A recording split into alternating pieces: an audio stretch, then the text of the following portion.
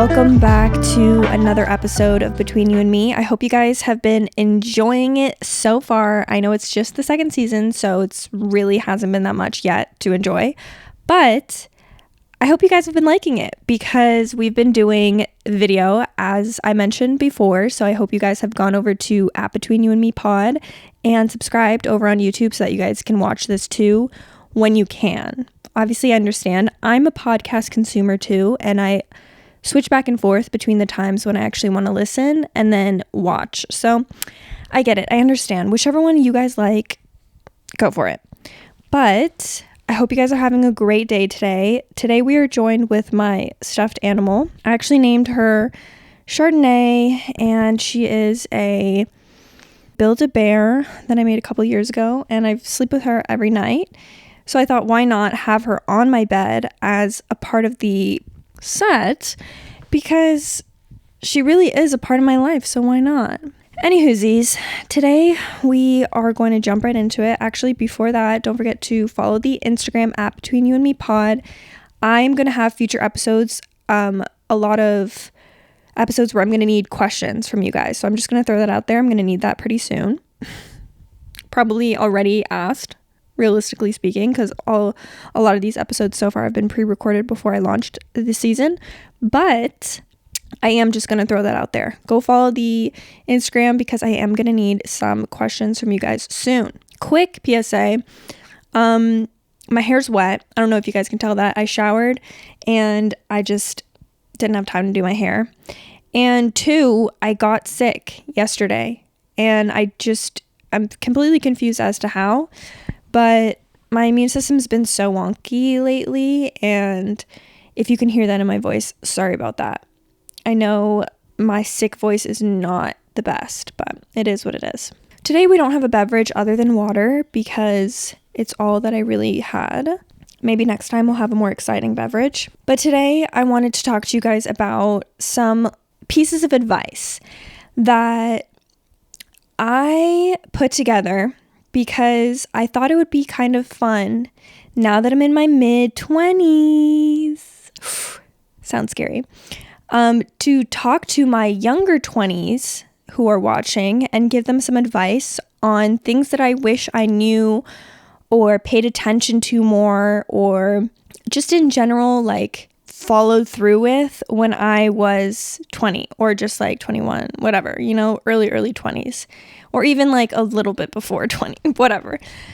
I know I'm not that old, so I don't want it to come off like, okay, this girl's like really, she's not 45 years old, like relax. I get that, but this is the best that I could do.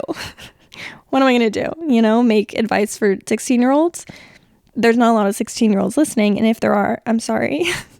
But I know that a lot of you guys are probably around this 18 to 24 probably age range, because that's based on my analytics. So with that being said, we're going to get into some of the advice that I have for you guys. Go ahead, grab a drink, grab a snack, and let's get into it. So funny that I said this about myself prior to getting started on these advice pieces. By the way, all of these things that I'm going to tell you are not in any order, any category. They're just going to be thrown out there. Some of them relate to each other, some of them don't. So the first one I wanted to say is that you are not old, okay?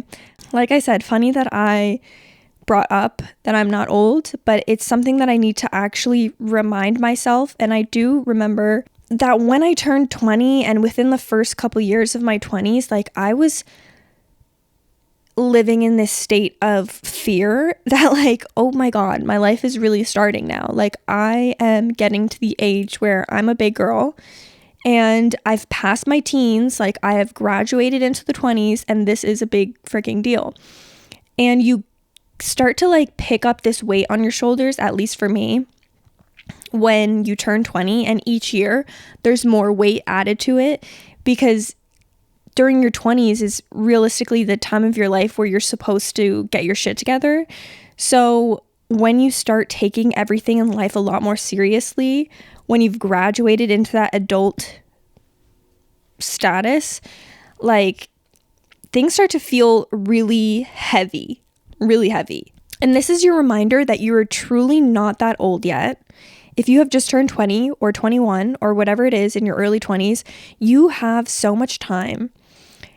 And this is a reminder that I need to actually remind myself still, because I'll probably be saying this again to myself in my 30s. And, looking back and being like, at 25, I thought that life was so serious and that there was so much I had to do, and that,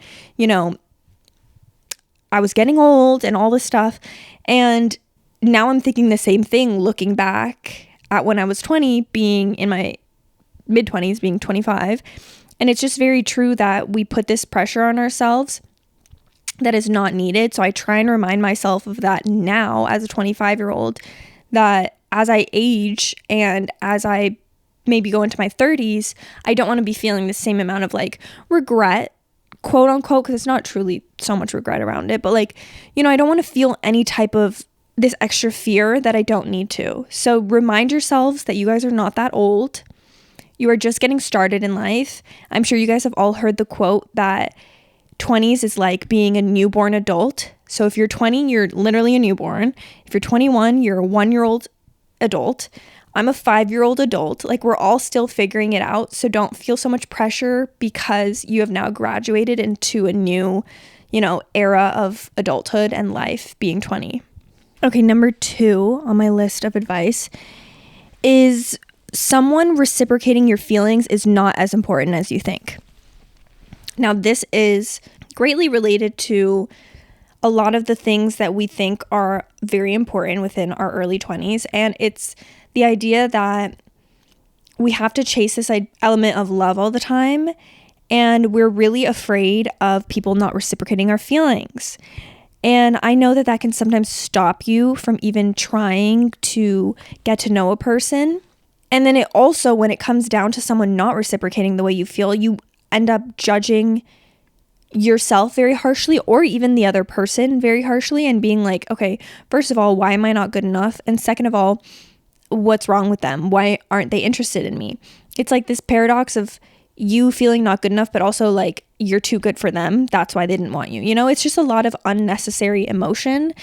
And I think that in my early 20s, I was definitely in that like era of feeling really strange when it came to me like being interested in people and then them not reciprocating those feelings. And then even earlier than my 20s, this would be an issue in my life too. And I feel like once I passed a couple years into my 20s, I started to realize that like it's really not that deep.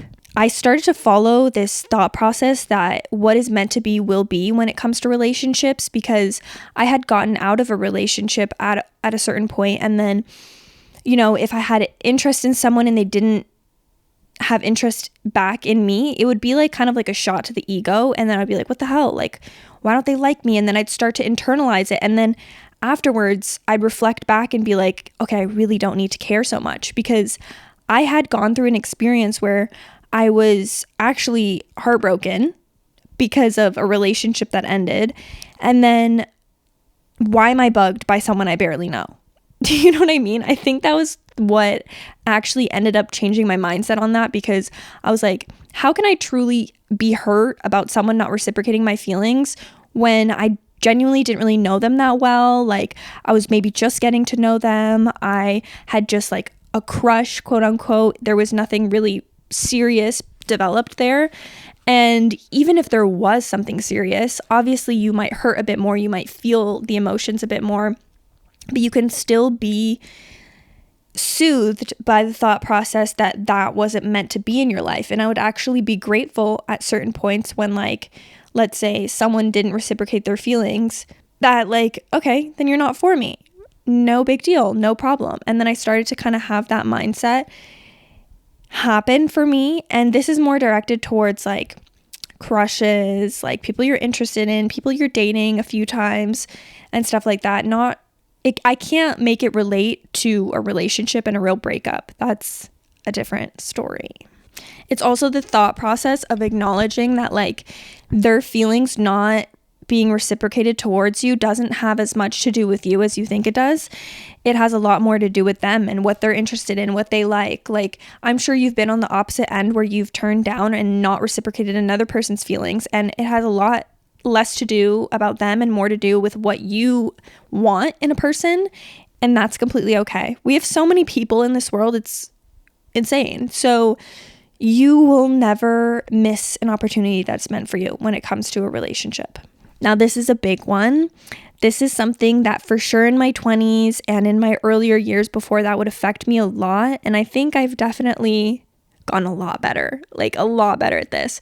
But don't let FOMO dictate your happiness.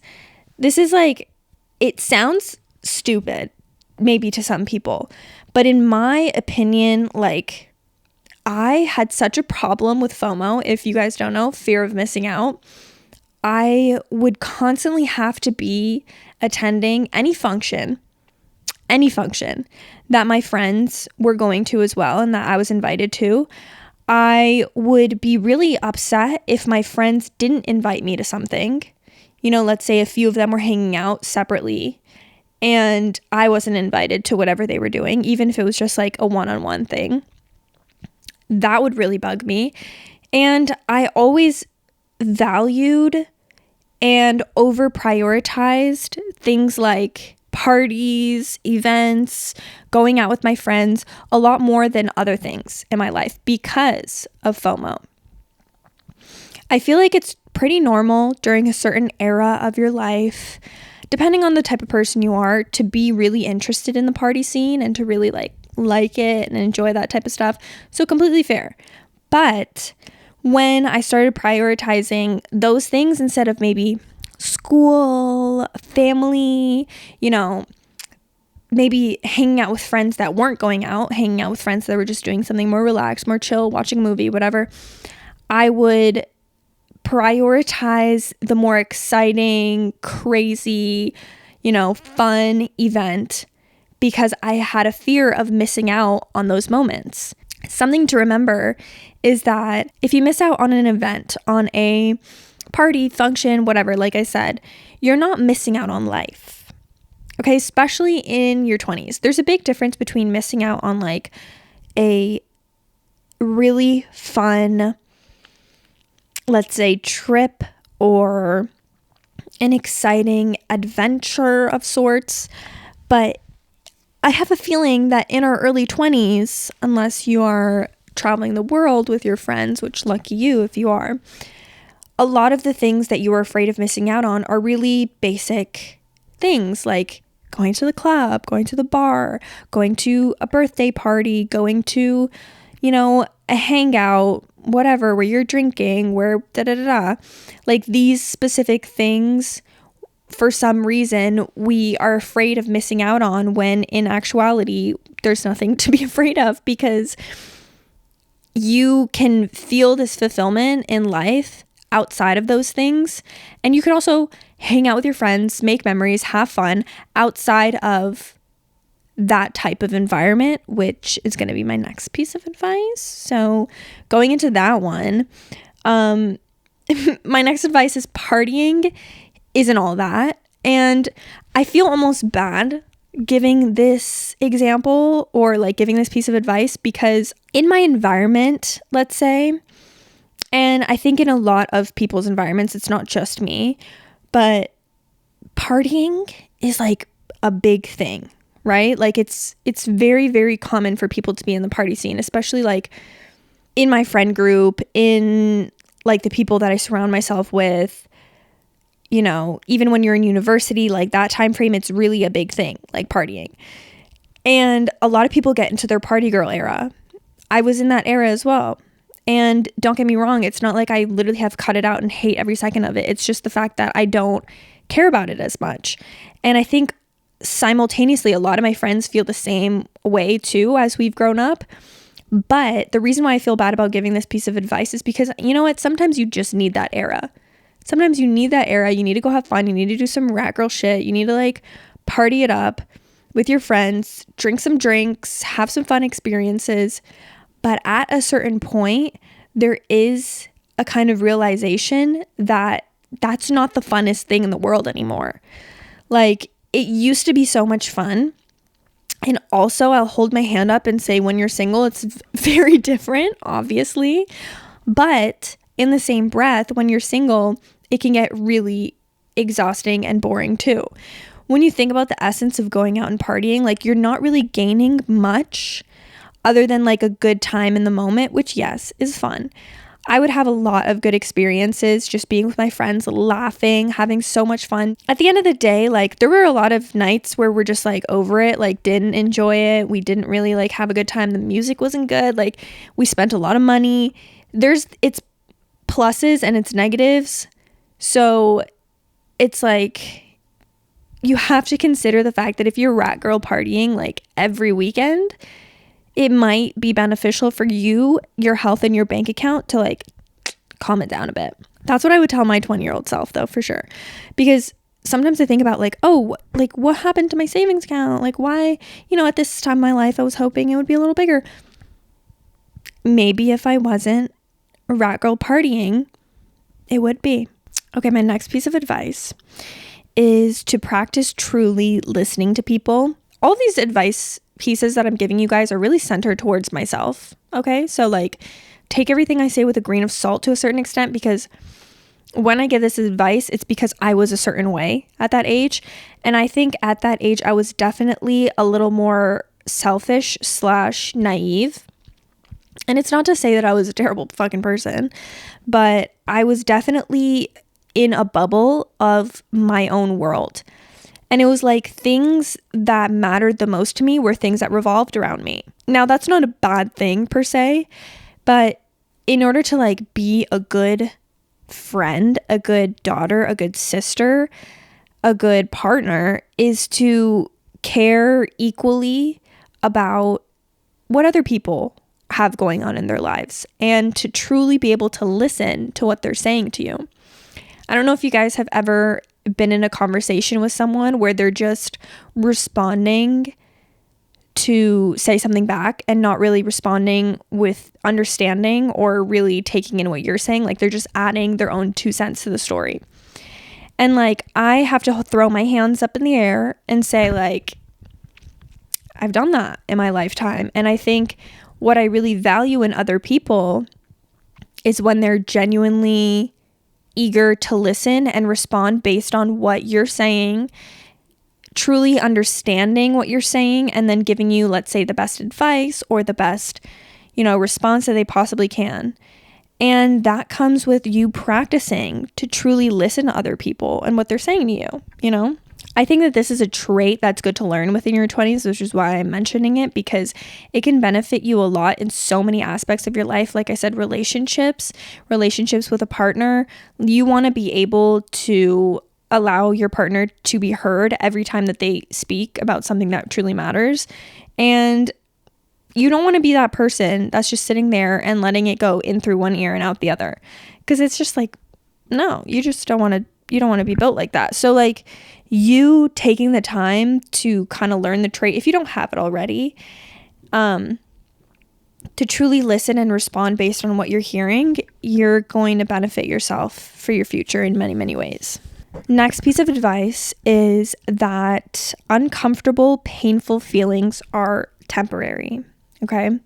And I think that certain things sometimes feel like they're the end of the world for a lot of us, because when we do get into our first couple years of adulthood, we realize things are a lot more serious, like the first thing I was saying in this episode. And when things start to get more serious, we have more serious things happen to us, meaning we have more serious relationships, we can have breakups, we can have fights with our friends, we can have falling outs with our friends, we can have issues in our career, in our work life. Unfortunately, health issues can happen. Like, so many things start to become more real when we get to this age. So these serious things that matter more can cause more pain, and things like a breakup or a falling out with a friend will hurt a lot more now in your 20s than maybe it did when you were a teenager, when you're 15, 16 in high school, and those relationships weren't as serious and those friendships maybe weren't as serious. Like, now that you're in your big girl era, you're like, holy shit, like these feelings are actually intense, and these emotions that I'm feeling are like a lot for me that I've never really experienced before this. So you're kind of left in an area of life where you're like, what do I do with all this emotion? And that's why it's important to remember that like these feelings will not last forever. And because it might be the first time that you're having all of this emotion and all of this, you know, stuff going on in your life, you might have such a bigger reaction to it than you have before. So reminding yourself that your feelings and emotions pass, the hard times pass, you are going to be able to get through certain areas of your life that you're experiencing for the first time and be able to get through the other end. I even forgot to mention one of the most important things when it comes to this is your mental health. Depending on who you are as a person, you might not experience a lot of mental health issues until you do get older, until things do start to feel more serious and you do become more self-aware. I know for me, I've always been an anxious person, and I've talked about this in, once again, my anxiety episode, but I was very anxious as a kid, and then throughout my like teenage years, I didn't really feel too much anxiety, and then around like 2021, like ages 20 to 21, I was extremely anxious again. And it was like all this resurfacing, like childhood anxiety that I had experienced was coming back. It's like these emotions specifically, you need to understand, like they're going to pass. You can put in the work, to heal, and like things like this will pass. It just feels so intense because it's the first time you're feeling them in either a long time or ever. My next piece of advice is to have high standards before you get into a relationship. I'd say, you know, in your 20s is when a lot of us start to get into more serious relationships. And sometimes, you know, in high school, in younger years, if you were in relationships, you still don't really know what your standards are. You don't know what you're looking for exactly. You're kind of like in a hopefully fun-loving little relationship that maybe didn't last that long. And now you're in a situation where you're looking for a partner, and I think you need to fully understand what your expectations are, what your boundaries would be in a relationship before you go out looking for someone. Okay, now a lot of people like to be like, oh, you know, I'm not looking for anything serious, I'm just dilly-daddling, doodly-doo-doo. And then they meet someone, and then they really like them, and then they get to know them, and then they start dating them. And you start to realize like, oh, these are my expectations in a relationship. Like I want them to be super consistent with me and speak to me a lot. And I want them to not have, you know, a lot of female following or like following a lot of women on social media. Like these are just examples. And they're not living up to these certain expectations because you weren't able to express these expectations when you were getting to know them because you didn't know your expectations yet. So you kind of end up in a little bit of a pickle because you're like, I really like this person, like, but they're not meeting my expectations in the way that I want them to. And then eventually, if that person can't live up to the expectations because they didn't know those were the expectations to begin with, that relationship won't, you know, end happily. It'll just end. So this is an important thing to know. And Lord, do I wish I knew getting into my first relationship, but you know, that's why I'm telling you guys. And it's just like, it's such a slept on thing that only once you've gotten out of a relationship or even multiple do you come to the conclusion that, hey, like, yeah, I need to express my expectations, my boundaries to people before I start dating them, because that's just the right way to do it to save myself some time in the future and see if it works for them, because not everybody is going to work exactly the way that you work. All right, next piece of advice, we're switching the, subject here. Build your credit. This sounds like I'm a mom. Build your credit and save your money. Okay. I'm giving this advice, although I do this. I have built my credit for a very long time, but did I save my money very well? No. I put these in conjunction because I don't have too much to say about it. I think it's pretty straightforward. Building your credit is so ungodly important, and I only mention it because there's actually a lot of people in my life who, I mean, now I'm very old. I'm not that old, sorry. Now I'm like a lot older, but at the time in my 20s, like a lot of people I knew didn't have a credit card. They hadn't built their credit yet. And I think, correct me if I'm wrong, guys, but I think if you're living here in Canada and Ontario, you can get a credit card at 16. I could be wrong. But I think that's around the time that I got mine, 16, 17 potentially. Maybe a little older. Maybe it's 18, honestly. I can't remember. But as soon as you can get a credit card, get it and start making payments, start building your credit, okay? Because this is going to benefit you so much in your future. I have a superb credit score, but do I have a lot of money saved up? It saddens me to say this. It's a bit embarrassing. Not as much as I wish I did, and not as much as I thought I would. So they're in conjunction, because saving money and having good credit is what's going to allow you to make big purchases, big girl purchases. So yeah, definitely do that. Put away like a certain percentage of your income into your savings very early on. Don't pull a me and barely put anything in your savings because you want to make it look like your checkings is kind of like chunky and like you're a little rich. It doesn't really benefit you at all. Yeah, save your money and get your credit score up, baby. All right, next piece of advice is if someone's actions show you who they are, believe them. Okay?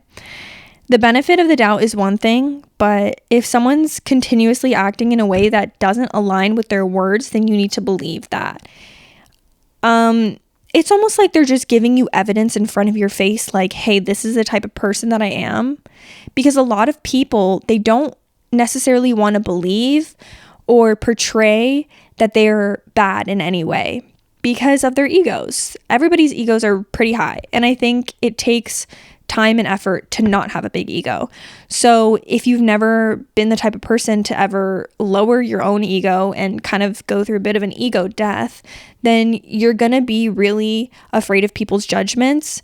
So in that sense, someone's going to tell you only the best about themselves, but they won't be able to help how they act because that's their true selves.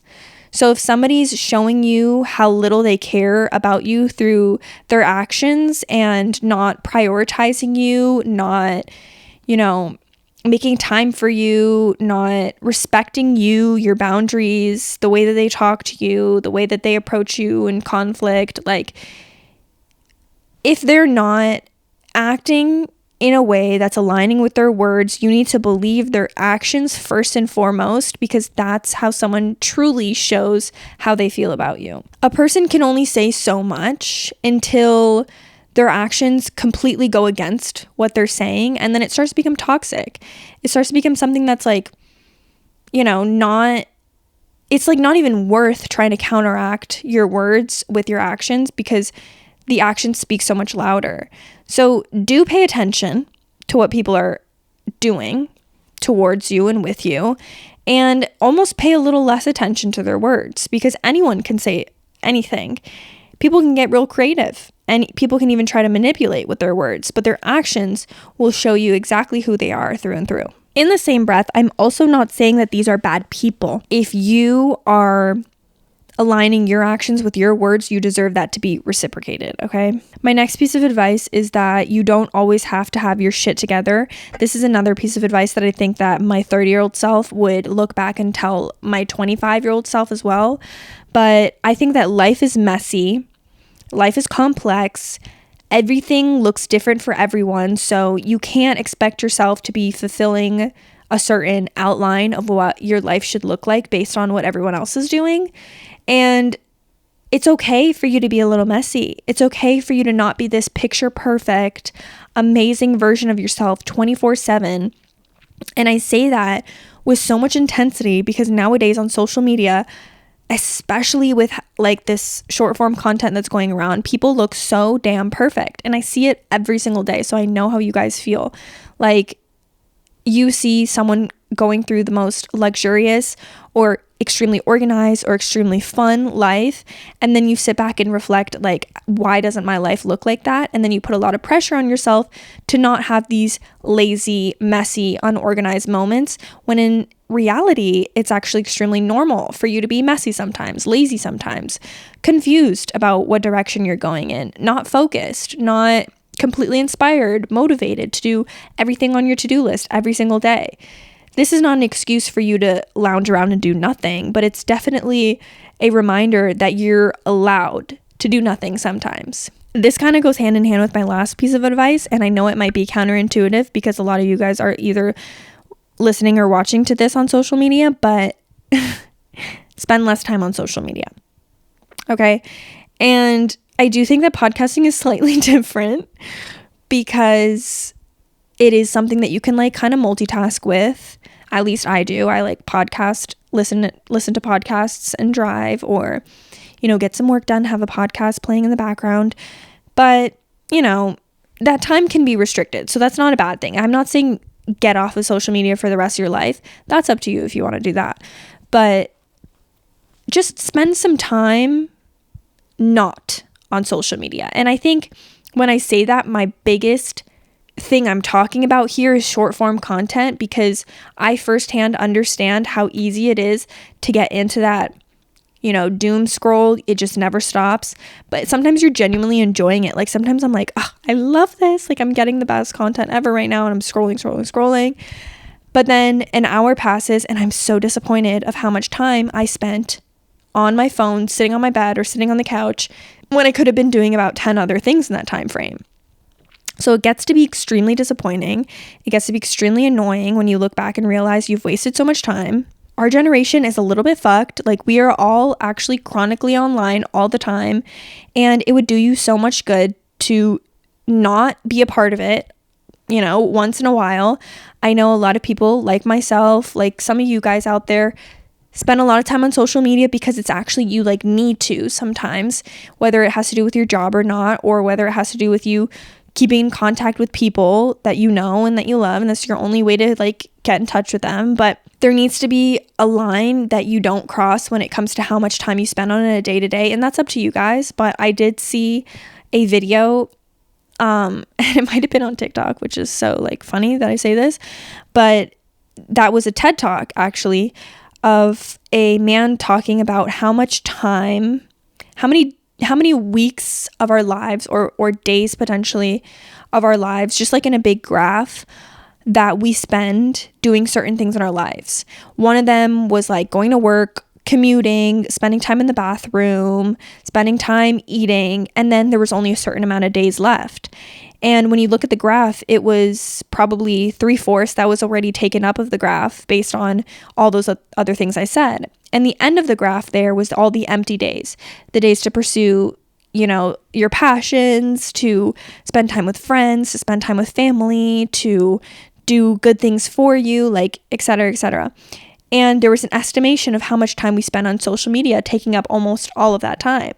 So imagine, like, you look back when you're super old and on your deathbed, and the best thing you can do is reflect on the funny TikTok that you saw. Like, that sounds so heartbreaking to me. So this is not only advice for my 20s and what I wish I knew, but advice for myself now to quit the addiction of consuming content all the time, because yes, it's a quick dopamine hit and it's really fun to watch and to be entertained by, but that's time in your life you can't take back. And I'm sure a lot of you guys would actually just take back all the time they could to go and do something different. I'm positive. So let's have a little more self-control for, the rest of our lives, and try to not be so chronically online all the time. And just, put a little timestamp onto stopping scrolling through TikTok or scrolling through Instagram Reels or YouTube Shorts or whatever it is. Long form content I can get behind a little more, because I think that once you watch one video, you're tired and you don't really want to watch another one after that. At least that's how it's like with me. Like I'll just watch a few at a time and then it'll be over.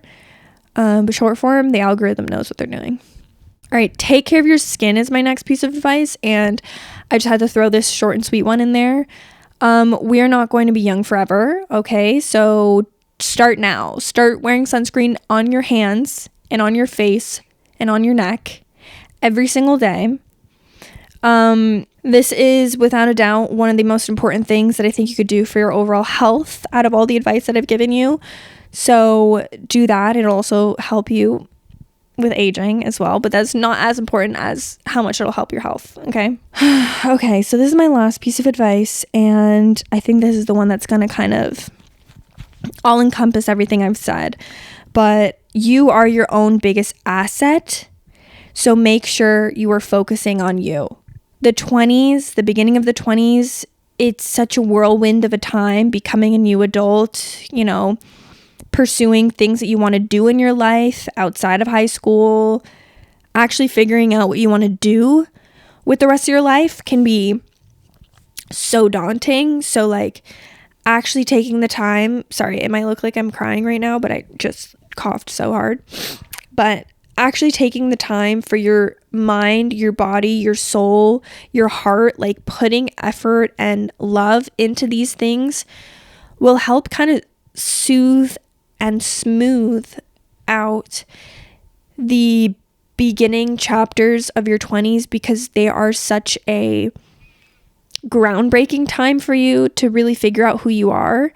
And you need to take advantage of that during this time, because people say your real life, the real shit, starts at 30. So if you spend your 20s truly getting to know yourself and truly figuring yourself out and taking care of yourself to the best of your ability, I think you're going to be setting yourself up nice and good for the real success and the real fulfillment that might come in your 30s and later on in life that we don't even know yet. So I think, like I said, your body and your mind and your soul, these are your biggest and most important assets in your life. So take care of them. Don't give them away cheaply. Protect them and nourish yourself. Be more inclined to learn about the world, you, and in turn, you're going to be setting yourself up for a beautiful, beautiful future. You will never ever regret spending time loving yourself and taking care of yourself. So that's a beautiful way to end this off, I'd say. I hope these pieces of advice resonated with some of you guys. I hope if you are in your early 20s, or if you're close to my age and some of these things you needed a good reminder of, then I hope it did help you guys out. I love you guys so much. Yeah, I think that's all I have to say. Don't forget to follow the Instagram, follow me on YouTube, at Between You and Me Pod for both, or podcast for Instagram. And I will speak to you guys in my next episode. Don't forget, I'm going to need some questions from you guys on Instagram, so tune in there. I think sooner or later, I'm going to have some guests on where we are going to focus on answering questions about certain subjects. So yeah, I love you guys. Take care. Have a great rest of your day, and I will talk to you next week. Bye.